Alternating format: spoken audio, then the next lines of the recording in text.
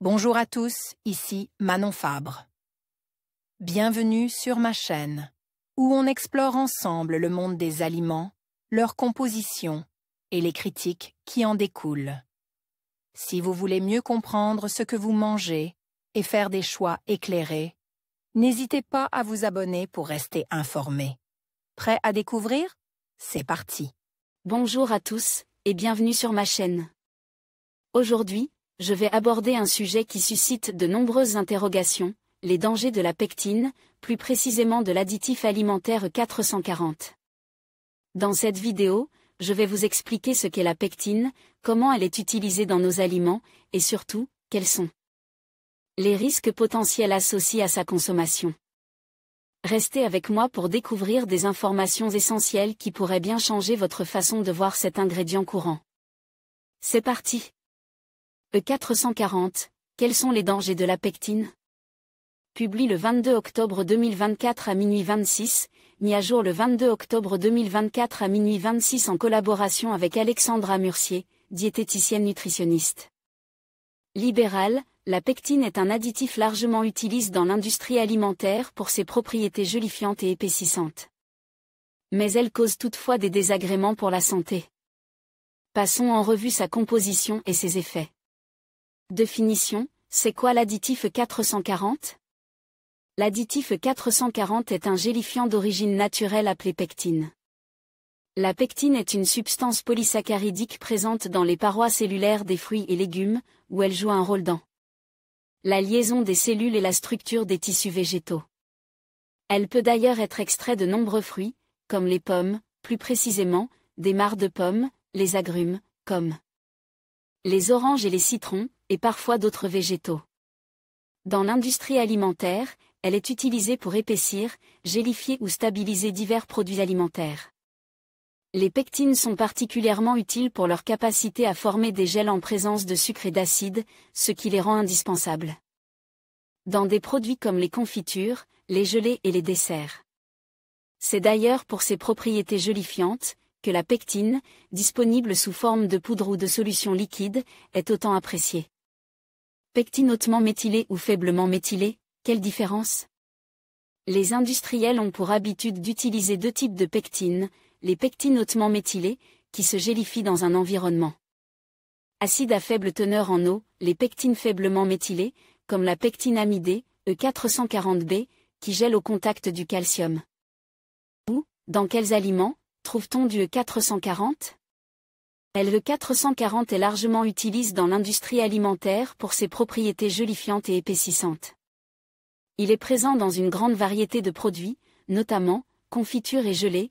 L'additif E440 est essentiel pour leur donner une consistance ferme et uniforme. Produits laitiers, on retrouve la pectine dans les yaourts, crèmes dessert et certaines crèmes glacées pour améliorer leur texture. Confiserie, les bonbons gélifiés et certaines sucreries utilisent la pectine pour leur donner une consistance ferme. Pâtisserie et glaçage, le rôle de l'additif E440 est de donner de la structure à certaines pâtisseries.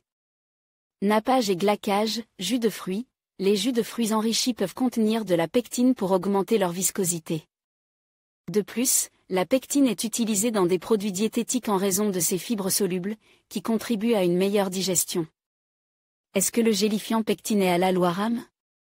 Le 440 est généralement considéré comme halal.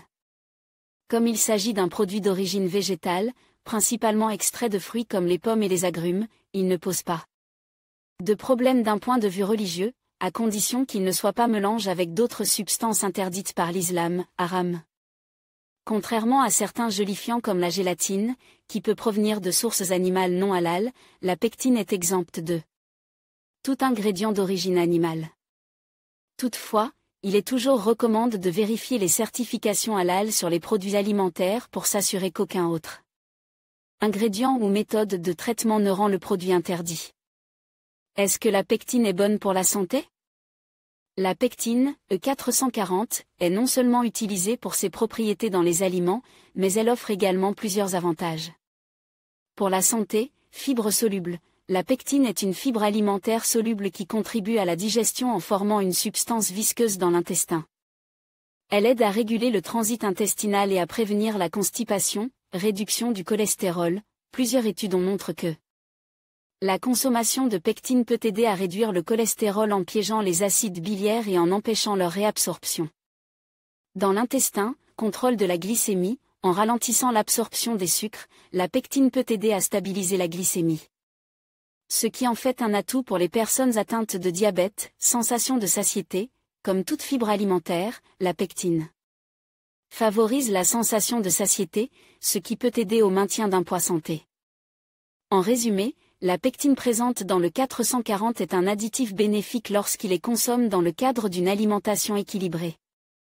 Est-ce que l'épaississant E440 présente des risques pour la santé? Le 440 est considéré comme un additif sûr par les autorités de santé, comme l'EFSA, Autorité européenne de sécurité des aliments, et la FDA, Food and Drug Administration. Il est bien toléré par la majorité des personnes et aucun effet secondaire grave n'a été lié à sa consommation dans les aliments. Cependant, comme pour tout composant alimentaire, une consommation excessive peut entraîner certains inconforts. En grande quantité, la pectine peut avoir un effet laxatif, car elle augmente la quantité d'eau dans les intestins. Par conséquent, chez les personnes très sensibles aux fibres, elle peut entraîner des ballonnements ou des gaz. Comment l'éviter? Si vous souhaitez éviter le 440, voici quelques conseils.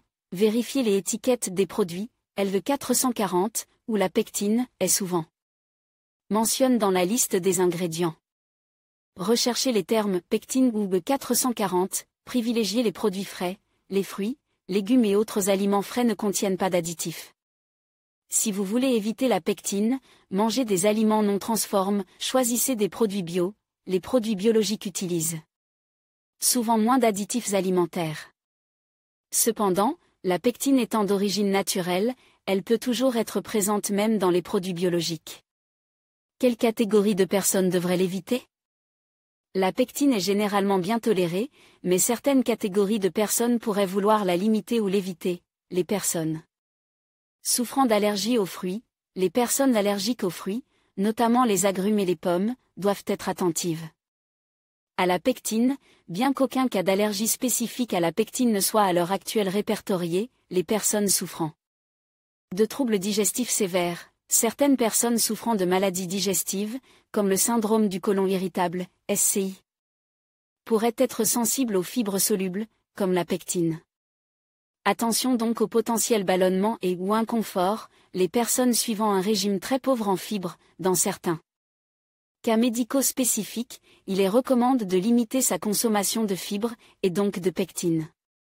Fac sur l'additif E440. Quels additifs sont inoffensifs? De nombreux additifs alimentaires sont considérés comme inoffensifs pour la santé lorsqu'ils sont consommés dans les quantités autorisées.